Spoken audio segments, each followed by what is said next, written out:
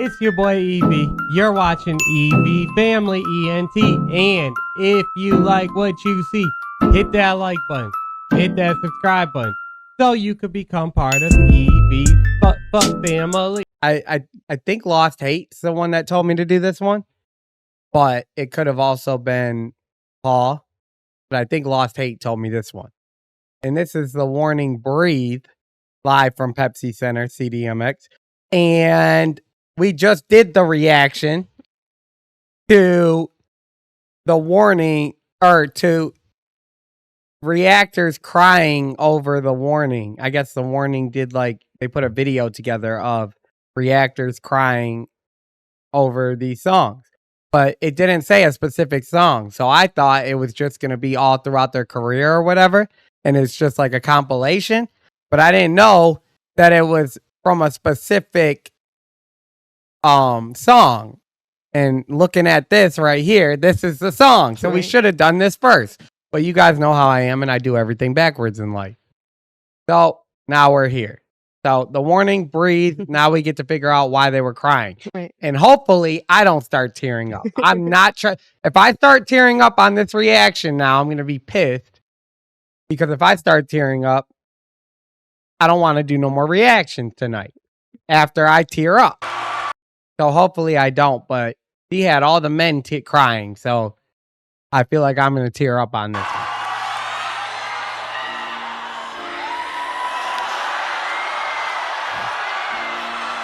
Bueno, esa siguiente canción. All right, let me put the subtitles on.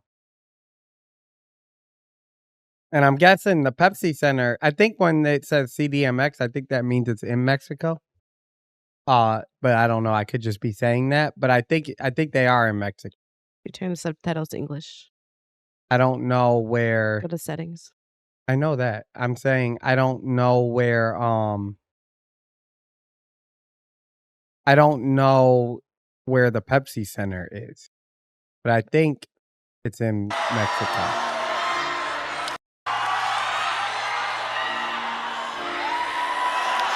Exactly, Beta. Bueno, esa siguiente canción, yo había dicho que nunca la iba a tocar en vivo. Okay, it's in Mexico. Pero viéndolos todos aquí reunidos, es increíble pensar que hay 8,000 personas ahorita aquí. That's dope. Que nos vinieron a ver a nosotras. Y honestamente, estoy medio enferma, mi voz no está súper bien, pero les quiero cantar esta canción.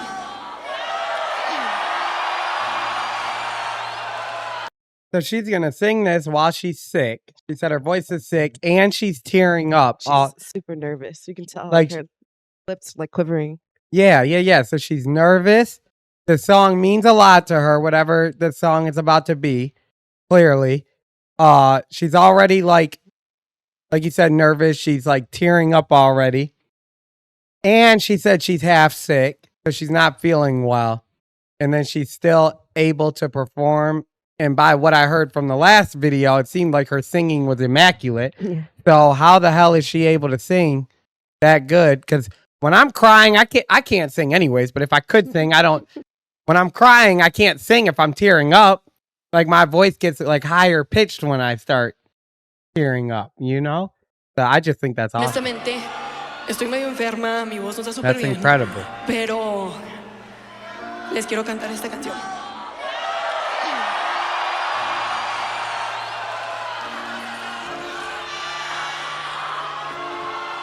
The water's getting wet. No, la necesito cantar, oigan. I thought I'd learn to keep me warm, but it's reaching down my throat and it's freezing all my bones still.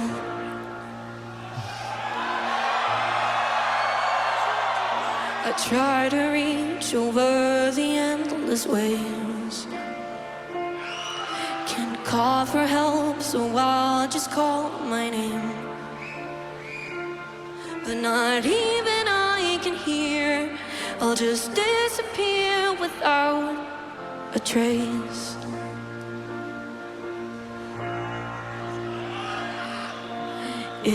So she feels I mean, hopefully she goes into the context, and if she doesn't, then it must be in a different song from this, because everyone knows it already. It seems like all the people out in the audience, they already know why, and as you would usually if you're a fan of the artist. But I don't know right now, and I'm trying to think because I know a lot of the warning. I'm trying to think, but what did we miss? Why does she feel like she can't call out for help? Why does she feel like she's alone? What happened? But not even I can hear. I'll just disappear without a trace.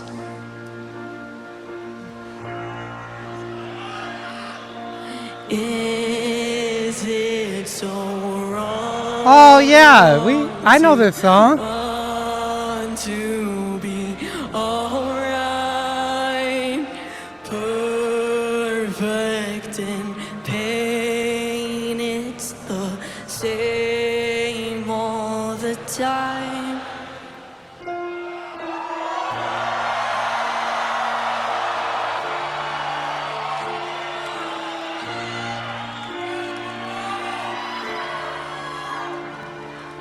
I try my very best to stay afloat, but there's something down there that just wants me close. And I beg myself to breathe, but there's nothing within reach now. Okay.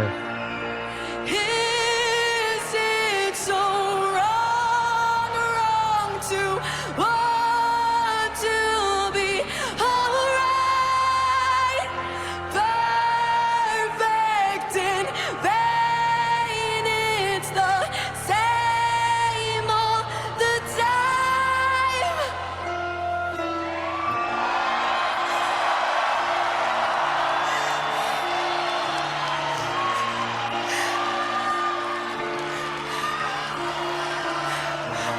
So perfect in pain. Perfect in pain, it's the same all the time. Like I relate with that because I'm always like, but but I'm not. I don't have the synthetic like I don't tie that to emotional like how everyone is. I've Am I missing something here? Like, am I missing something? Am I not getting something? Like, because I don't see how that relates to Paulina specifically. Like, is there something that happened to her personally? And she's talking about that specific thing that happened, that she's in pain because of it. Like say if you have bad trauma, if you have trauma in your past and you know about the trauma, and then I'm singing a song like this and I'm thinking about that specific trauma, that's going to be very emotional to me and it's going to be very sensitive and I'm going to have this type of feeling and you're going to know. So you'll probably start crying or you'll feel that empathy for me because you know what I went through. But throughout the song, it looks like it's almost over. I don't know I don't know like what specific thing she's relating it to. So I don't see how there was so many reactors crying because they know something I don't know. And what am I missing? She's just talking about herself being happy, like in a way, like she's all right with pain. Yeah, and because it should be the she same. said she's perfect in pain and it's the same all the time. So Yeah, like she's constantly feeling misery. She's constantly feeling agony. it- But that's what she says. Is it's so wrong to want to be all right? right. And I said, but I understand that because I feel like that all the time. Like I'm constantly I think it's a self struggle. in agony. I'm constantly in this, but I don't know. For me, maybe I guess it's not the same thing because I'm not constantly like I don't feel it in a. Okay. I guess I take that and I use it for my drive, like my pain or agony or misery or whatever it is that you want to call it.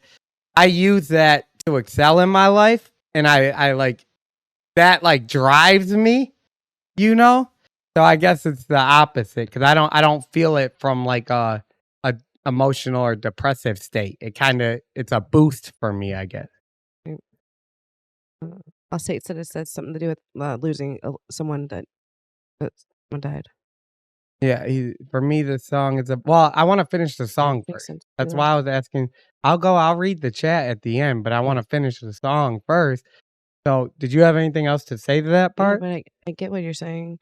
But I still feel like it's an emotional thing for her, like letting go, like 'cause she wants to feel okay and she doesn't know how. Okay, okay.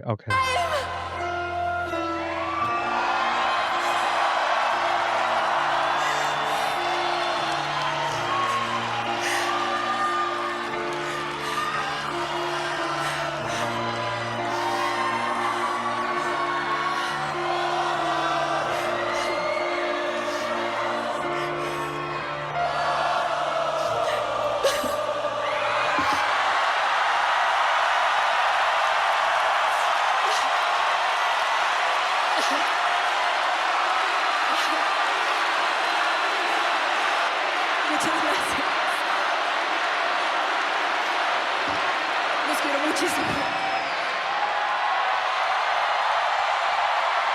Yeah, but by the way that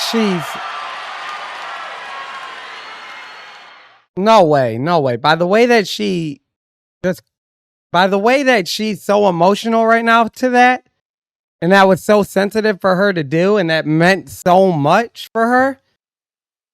There has to be something specific she was talking about. There's some type of trauma that she's thinking about.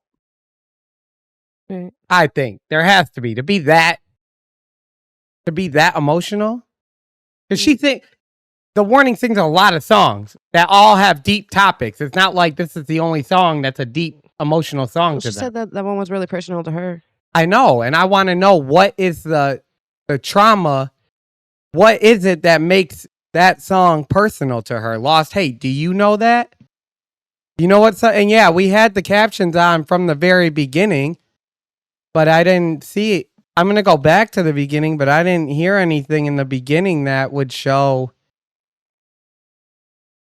what trauma it was, or it is that she's going through, or that she's thinking about during this song. And you said, for me, the song is about feeling guilty for moving on after someone dies and not mourning forever. Ah, okay. See, there we go. That's something specific. Now, okay. All right. I get that now. But you said for feeling guilty for moving on after someone dies and not mourning forever? Yeah, I feel like she's describing depression too a little bit better. Yeah, that definitely. I've never been like, I don't, you guys know how it is for me. Like, my brother took his own life. So, and that was very hard for me too. And I used to be, I was in that state at one point where I kind of felt like I went through that specific thinking where I felt like, am I wrong for not, mourning Avery still? Am I wrong for not thinking about Avery still or mourning Avery? But I guess I look at it a different way now. To me, it's kind of like he did what he did, and he wrote a note, and he called specific people that he called people that he never talked to in years and years and years and years to talk to right before he passed. He didn't call anyone that he talks to on a daily basis. And I'm not even talking about just a daily basis. Like, this was around the time I wasn't in the house. Like, we were constantly out at parties and this and that. So none of these people that he was around, he called. He called people that he hasn't talked to. He called a random person in like middle school. You get what I'm saying? So that tells me that he wanted to do it. So I don't have that same outlook anymore. Like, I don't think of it like that. Yeah. But I can understand what Paulina's going through. I guess I'm hardened from mine, so I don't, and I'm not good at expressing emotions. People say, even so, but I do appreciate that I appreciate knowing that. So thank you, Lost Hate.